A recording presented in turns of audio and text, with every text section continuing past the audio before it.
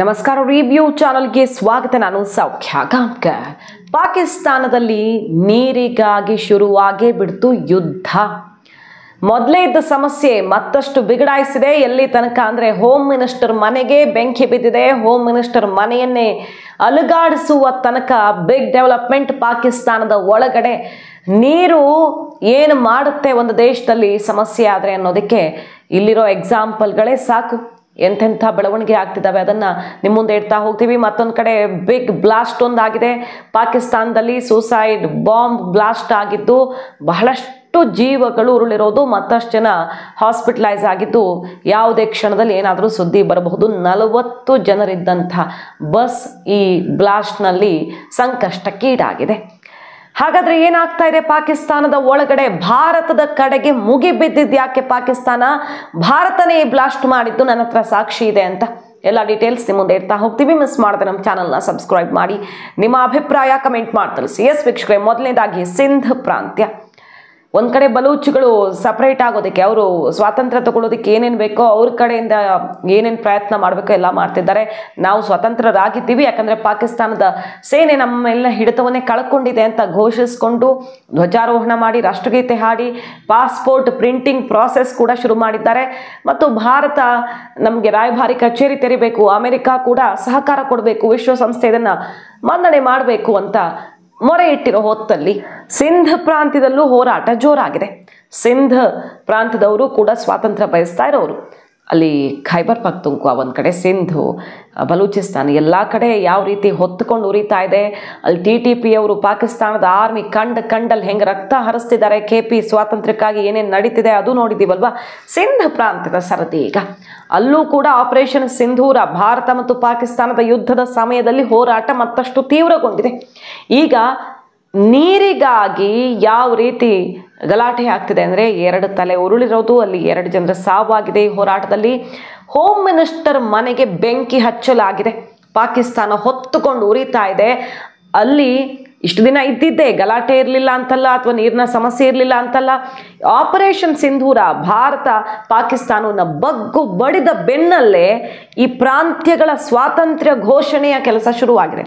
ತಾವೇ ಸ್ವಾತಂತ್ರ್ಯ ಘೋಷಣೆ ಮಾಡ್ಕೊಂಡು ಬಿಟ್ಟಿದ್ದಾರೆ. ಸಿಂಧ್ನಲ್ಲೂ ಅದೇ ಆಗಿದೆ, ಬಲೂಚಿಸ್ತಾನದಲ್ಲೂ ಅದೇ ಆಗಿದೆ. ಮತ್ತೆ ಪಾಕಿಸ್ತಾನದ ಆರ್ಮಿ ನಮ್ಮ ಹತ್ರ ಬರಲೂಬಾರ್ದು ಅನ್ನುವಂಥ ಆಕ್ರೋಶ ಸಿಡಿದಿದ್ದು ಅವರನ್ನು ಆರ್ಮಿ ಕಂಡಲ್ಲಿ ಕೊಚ್ಚಿ ಬಿಸಾಕ್ತಿದ್ದಾರೆ. ಅವರು ಬ್ಲಾಸ್ಟ್ ಮಾಡಿ ಅವ್ರನ್ನ ಸಾಯಿಸ್ತಿದ್ದಾರೆ. ಈ ನಡುವೆ ಪಂಜಾಬ್, ಪಾಕಿಸ್ತಾನದ ಹಿಡಿತವನ್ನು ಹೊಂದಿಕೊಂಡಿರುವಂಥ, ಸಂಪೂರ್ಣವಾಗಿ ಪಾಕಿಸ್ತಾನದ ಸಂಪತ್ತೆಲ್ಲ ಎಲ್ಲಿಗೆ ಬಂದು ಬೀಳುತ್ತೆ ಅಂದರೆ ಪಂಜಾಬ್ಗೆ. ಆ ಪಾಕಿಸ್ತಾನದ ಪಂಜಾಬ್ಗೂ ಸಿಂಧ್ಗೂ ಈಗ ದೊಡ್ಡ ಯುದ್ಧವೇ, ಜಲಯುದ್ಧವೇ ಶುರುವಾಗಿದ್ದು. ಹಿಂದಿನಿಂದ ಇದ್ದದ್ದೇ, ಇದೇನು ಹೊಸದಾಗಿ ಶುರುವಾಗಿದೆ ಅಂತಲ್ಲ. ಯಾವ ಹಂತಕ್ಕೆ ಹೋಗಿದೆ ಅಂದರೆ, ಸಿಂಧೂ ನದಿ ನೀರು ಈ 2 ಪ್ರದೇಶಗಳಿಗೂ ಅತ್ಯಂತ ಪ್ರಮುಖವಾದದ್ದು, ಪಂಜಾಬ್ ಮತ್ತು ಸಿಂಧ್ಗೆ. ಪಂಜಾಬ್ ಪ್ರಾಂತ್ಯ ಜಾಸ್ತಿ ನೀರು ತಗೊಳುತ್ತೆ ಅನ್ನೋ ಆಕ್ರೋಶ ಮೊದಲಿಂದ ಇದ್ದಿದ್ದೆ. ಸಿಂಧ್ ಅವರು ಮೊದಲಿಂದನೂ ಹೋರಾಟ ಮಾಡ್ಕೊಂಡು ಬರ್ತಿದ್ದಾರೆ. ಆದರೆ ಈಗ ಭಾರತ ಬೇರೆ ಶಾಕ್ ಕೊಟ್ಟಿದೆ. ಮುಂದಿನ ದಿನಗಳಲ್ಲಿ ಇದು ಯಾವ ಹಂತಕ್ಕೆ ಹೋಗಬಹುದು ಅನ್ನೋದಕ್ಕೆ ಒಂದು ಎಕ್ಸಾಂಪಲ್ ಇದು. ರೊಚ್ಚಿಗೆದ್ದಿದ್ದಾರೆ ಸಿಂಧ್ ಪ್ರಾಂತದವರು. ಹೋರಾಟ ಮುಗಿಲು ಮುಟ್ಟಿ ಮೊದಲು ಆರಂಭದಲ್ಲಿ ಶಾಂತಿಯುತವಾಗಿ ಶುರು ಮಾಡ್ತಾರೆ. ಪೊಲೀಸರು ಬರ್ತಾ ಇದ್ದ ಹಾಗೆ ಸಿಡಿದೆದ್ದು ಕೊನೆಗೆ home minister Ziaul Hassan Lanjar, home minister ಮನೆಗೆ ಬೆಂಕಿ ಹಚ್ಚಿದ್ದಾರೆ. ಪೀಠೋಪಕರಣ ಒಳಗಡೆ ನುಗ್ಗಿ ಎಲ್ಲ ಧ್ವಂಸ ಮಾಡಲಾಗಿದೆ. ಅವರ ಮನೆಯನ್ನೇ ಅಲುಗಾಡಿಸ್ಬಿಟ್ಟಿದ್ದಾರೆ ಹೋರಾಟಗಾರರು. ನೀರಿಗಾಗಿ ನಡೆದ ಹೋರಾಟ ಇದು ಪಾಕಿಸ್ತಾನದಲ್ಲಿ. ಪಾಕಿಸ್ತಾನಕ್ಕೆ ಸಿಂಧೂ ನೀರಿನ ಹೊಡೆತ ಹೆಂಗೆ ಬೀಳಬಹುದು ಅನ್ನೋದಕ್ಕೆ ಇದು ಒಂದು ಎಕ್ಸಾಂಪಲ್. ಯಾಕಂದರೆ ಪಂಜಾಬ್ ಸಿಂಧ್ ಪ್ರಾಂತದ ನಡುವೆ ಆಲ್ರೆಡಿ ಹೋರಾಟ ಇದೆ. ಇನ್ನು ಬರ್ತಿರೋ ನೀರು ಸಮಸ್ಯೆ ಆಗಿಬಿಟ್ರೆ ಒಂದೇ ಸಲಕ್ಕೆ 100% ಅವ್ರಿಗೆ ಹೋಗ್ತಿದ್ದ 100% ನೀರು ತಡಿಬೇಕಂತಿಲ್ಲ ಭಾರತ. ಒಂದಿಷ್ಟು ಪ್ರಮಾಣದಲ್ಲಿ ತೊಂದರೆ ಮಾಡಿದ್ರೂ ಅಲ್ಲಿ ಏನಾಗುತ್ತೆ ಅನ್ನೋದಕ್ಕೆ ಇದೇ ಒಂದು ಬೆಸ್ಟ್ ಎಕ್ಸಾಂಪಲ್. ನೀರಿಗಾಗಿ ಯುದ್ಧನೇ ನಡೀತಾ ಇದೆ ಪಾಕಿಸ್ತಾನದಲ್ಲಿ. ಭಾರತ ಇದನ್ನು ಇನ್ನೂ ದೊಡ್ಡ ಮಟ್ಟಕ್ಕೆ ತಗೊಂಡು ಹೋಗೋದಕ್ಕೆ ಶಕ್ತಿ ಇದೆ. ಈ ಸಿಂಧೂ ನದಿ ಒಪ್ಪಂದವನ್ನು ಈಗ ಸಸ್ಪೆಂಡ್ ಮಾಡಿರೋದ್ರಿಂದ ತಾತ್ಕಾಲಿಕವಾಗಿ ಅಲ್ಲ, ಶಾಶ್ವತವಾಗಿ ಭಯೋತ್ಪಾದಕತೆ ಅನ್ನೋದು ಪಾಕಿಸ್ತಾನದಲ್ಲಿ ಅಳಿಸಿ ಹೋಗುವ ತನಕ ನಾವು ನೀರು ಬಿಡಲ್ಲ ಅನ್ನುವಂಥ ಶಪಥವನ್ನು ಮಾಡಿದೆ ಭಾರತ. ಮೋದಿ ನೀರು ಮತ್ತು ರಕ್ತ ಒಟ್ಟಿಗೆ ಹರಿಯೋಕ್ಕೆ ಸಾಧ್ಯವೇ ಇಲ್ಲ ಅನ್ನುವಂಥ ಮಾತನಾಡಿದ್ದು ಈಗ ವಿದೇಶಾಂಗ ನಿಯೋಗ ಹೋಗ್ತಾ ಇದೆಯಲ್ವಾ, ಮತ್ತು ವಿಶ್ವಸಂಸ್ಥೆಗೆ ವಿವರಣೆ ಕೊಡಲಾಗ್ತಿದೆ. ಇಷ್ಟೇ ಹೇಳ್ತಾ ಇರೋದು. ವಿಯೆನ್ನಾ ಕನ್ವೆನ್ಷನ್ ಬಲ ಒಂದು ನಮಗಿರೋದು. ಅದರ ಜೊತೆಗೆ ಈ ಒಪ್ಪಂದ ಆಗಿದ್ದು ಒಂದೇ ಒಂದು ಅಂಶದ ಆಧಾರದಲ್ಲಿ ಎರಡೂ ರಾಷ್ಟ್ರಗಳ ನಡುವಿನ ವಿಶ್ವಾಸ ಮತ್ತು ಪರಸ್ಪರ ನಂಬಿಕೆಯ ಮೇಲೆ ಆದ ಒಪ್ಪಂದ ಇದು. ಅವರು ಕೊಡಲೇಬೇಕು ಅಂತ ಏನಿರಲಿಲ್ಲ. ಅತಿ ದೊಡ್ಡ ಪ್ರಮಾದ ಆಗೋಗಿತ್ತು, ಬಟ್ ಇದನ್ನು ಸರಿ ಮಾಡಿದ್ದೀವಿ ಅಂತ ಹೇಳ್ತಾ ಇರೋದು ಸರ್ಕಾರ. ನಂಬಿಕೆಯ ಮೇಲೆ ಒಪ್ಪಂದ ಆಗಿತ್ತು, ಆಗ ಪರಸ್ಪರ ಸಹಕಾರ ಮಾಡ್ಕೊಳ್ಳೋಣ ಅನ್ನೋ ಕಾರಣಕ್ಕಾಗಿತ್ತು. ಈಗ ನಂಬಿಕೆ, ಸಹಕಾರ, ವಿಶ್ವಾಸ, ಗೌರವ ಎರಡು ಯಾವುದೂ ಉಳ್ಕೊಂಡೇ ಇಲ್ಲ ಎರಡು ರಾಷ್ಟ್ರಗಳ ನಡುವೆ. ಅದನ್ನು ಕ್ಲಿಯರ್ ಮಾಡ್ತಾ ಇದ್ದೇವೆ ವಿಯೆನ್ನಾ ಕನ್ವೆನ್ಷನ್ ಆಧಾರದಲ್ಲಿ. ನಮಗೆ ಯಾಕೆ ಇಲ್ಲಿ ಕಂಪ್ಲೀಟ್ ಆಗಿ ಪರಿಸ್ಥಿತಿ ಬದಲಾಗಿದೆ, ಪರಿಸ್ಥಿತಿ ಬದಲಾದಾಗ ಬದಲಾವಣೆ ಮಾಡ್ಕೊಳ್ಬಹುದು ಅನ್ನೋದಕ್ಕೆ ಅವಕಾಶ ಇದೆ ಈ ಒಪ್ಪಂದದಲ್ಲಿ ಅನ್ನೋದನ್ನ ಮುಂದೆ ಇಟ್ಟು ಸಿಂಧೂ ನದಿಯ ಅತಿ ದೊಡ್ಡ ಆಘಾತವನ್ನೇ ಕೊಟ್ಟಿದೆ ಪಾಕಿಸ್ತಾನಕ್ಕೆ. ಅಲ್ಲಿ ನೋಡಿದ್ರೆ ಪಾಕಿಸ್ತಾನದಲ್ಲಿ ಜಲಯುದ್ಧ ತಾರಕಕ್ಕೇರಿದ್ದು ಹೋಮ್ ಮಿನಿಸ್ಟರ್ ಮನೆಯೇ ಶೇಕ್ ಆಗಿದೆ. ಅದು ಒಂದೇ ಅಲ್ಲ, ಹೆಂಗಾಗಿದೆ ಗಲಾಟೆ ಅಂದ್ರೆ ಇಡೀ ಪಾಕಿಸ್ತಾನದಲ್ಲಿ ಹೊತ್ತುಕೊಂಡು ಉರಿದಿರೋದು. ಕಂಡ ಟ್ರಕ್ಗಳು, ಲಾರಿಗಳಿಗೆಲ್ಲ ಬೆಂಕಿ ಹಚ್ಚಿ ಅಲ್ಲಿದ್ದಂಥ ವಸ್ತುಗಳನ್ನ ಎತ್ತು ಬಿಸಾಡಿ ಕೆಲವರು ಮನೆಗೆ ಹೊತ್ಕೊಂಡು ಓಡಿದ್ದಾರೆ. ಬಾಂಗ್ಲಾದಲ್ಲಿ ಆಯ್ತಲ್ಲ ದಂಗೆ, ಅದೇ ರೀತಿಯಲ್ಲಿ ಪಾಕಿಸ್ತಾನದಲ್ಲಿ ಈಗ ಬೇರೆ ಬಗೆಯಲ್ಲಿ ದಂಗೆ ಶುರುವಾಗಿದೆ. ಅದು ಮೊದಲಿಂದ ಇರ್ಲಿಲ್ವಾ? ಇತ್ತು. ಆದರೆ ಪಾಕಿಸ್ತಾನ ಭಾರತದ ಈ ಯುದ್ಧದ ನಂತರ ಅದು ಇನ್ನಷ್ಟು ದೊಡ್ಡ ಮಟ್ಟದಲ್ಲಿ ಹೊತ್ತುಕೊಂಡು ಉರಿತಾ ಇದೆ. ನೆಕ್ಸ್ಟ್ ಲೆವೆಲ್ಗೆ ಹೋಗಿದೆ. ಪಾಕಿಸ್ತಾನ ಕೈ ತೋರಿಸ್ತಿರೋದು ಭಾರತದತ್ತ. ಭಾರತ ಅಲ್ಲಿ ಬೆಂಕಿ ಹಚ್ಚುತ್ತಿದೆ. ಇನ್ನೂ ಸಮಸ್ಯೆ ಬಿಗಡಾಯಿಸೋದಿಕ್ಕೆ, ಪಾಕಿಸ್ತಾನ ಒಡೆದು ಹೋಗೋದಿಕ್ಕೆ ಈ ರೀತಿ ಮಾಡ್ತಿದೆ ಅನ್ನೋದು ಪಾಕಿಸ್ತಾನ ಮಾಡ್ಕೊಂಡು ಬರ್ತಿರೋ ಆರೋಪ. ಅಲ್ಲಿ ಕಂಡ ವಾಹನಗಳಿಗೆ ಬೆಂಕಿ ಹಚ್ಚಿ ಹೆದ್ದಾರಿ ಬ್ಲಾಕ್ ಮಾಡಿ ಇಡೀ ಪಾಕಿಸ್ತಾನ ಧಗಧಗಿಸ್ತಾ ಇದೆ ಅಂದ್ರೂ ತಪ್ಪಿಲ್ಲ. ಅಂಥ ಕಂಡೀಷನ್ ಈಗ ಸೃಷ್ಟಿಯಾಗಿದೆ. ಭಾರತದ ಕಡೆ ನೋಡುತ್ತಾ ಪಾಕಿಸ್ತಾನ, ಅಥವಾ ಒಳಗಡೆ ಎದ್ದಿರುವಂಥ ಈ ದೊಡ್ಡ ಸಮಸ್ಯೆಯನ್ನ ಸರಿ ಮಾಡ್ಕೊಳ್ಳುತ್ತಾ? ಅಷ್ಟು ದೊಡ್ಡ ತಲೆನೋವಾಗಿದೆ ಈಗ. ಅದ್ರ ಬೆನ್ನಲ್ಲೇ ನೋಡಿ, ಪಾಕಿಸ್ತಾನದ ಸ್ಕೂಲ್ ಬಸ್ಸು ಒಂದು ಬ್ಲಾಸ್ಟ್ ಆಗಿದೆ. ಅಲ್ಲಿ ಮೆಗಾ ಬ್ಲಾಸ್ಟ್ ಸಂಭವಿಸಿದೆ. 8 ಜನ ಏನೋ ಈಗ ಸತ್ತಿರುವಂಥ ಲೆಕ್ಕ ಸಿಗ್ತಿರೋದು. ಮತ್ತಷ್ಟು ಸುದ್ದಿಗಳು ಬರಬಹುದು, ಯಾಕಂದರೆ ಕ್ರಿಟಿಕಲಿ ಇಂಜ್ಯೂರ್ಡ್, ಬಹಳ ತೀವ್ರವಾಗಿ ಗಾಯಗೊಂಡಿದ್ದಾರೆ. ಬಸ್ ಬರ್ತಾ ಇರುತ್ತೆ, ಅಲ್ಲಿ ಸೂಸೈಡ್ ಬಾಂಬ್ ಒಂದು ಬ್ಲಾಸ್ಟ್ ಆಗುತ್ತೆ. ಕಾರಲ್ಲಿ ಇಟ್ಟಿದ್ದಂತಹ ಬಾಂಬು. ಮಕ್ಕಳು ಸತ್ತಿದ್ದಾರೆ, ಮತ್ತೆ ಬೇರೆಯವರು ಸತ್ತಿದ್ದಾರೆ.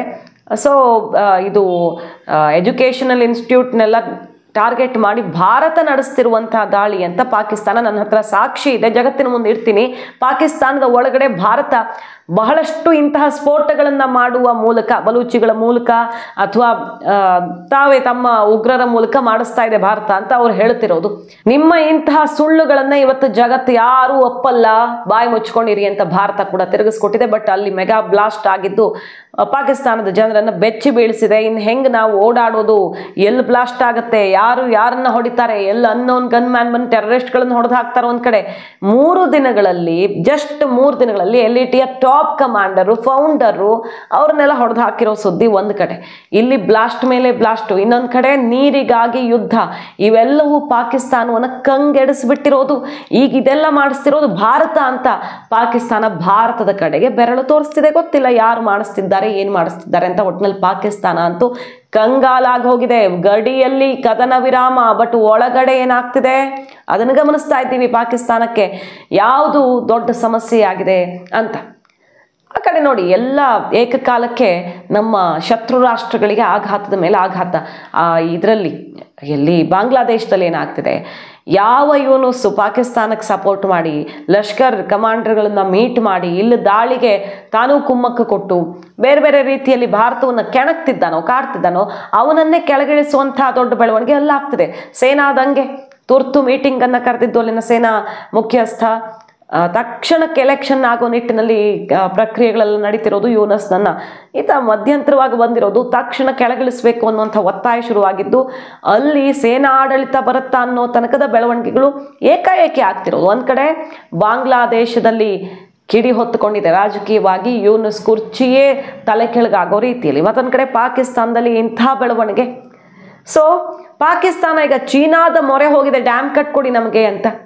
ಆದರೆ ನೀರೇ ಇಲ್ಲದಂಥ ಪರಿಸ್ಥಿತಿ ಪಾಕಿಸ್ತಾನವನ್ನು ಕಂಗಾಲು ಮಾಡ್ತಿರೋದಂತೂ ಅಕ್ಷರಶಃ ಸತ್ಯ.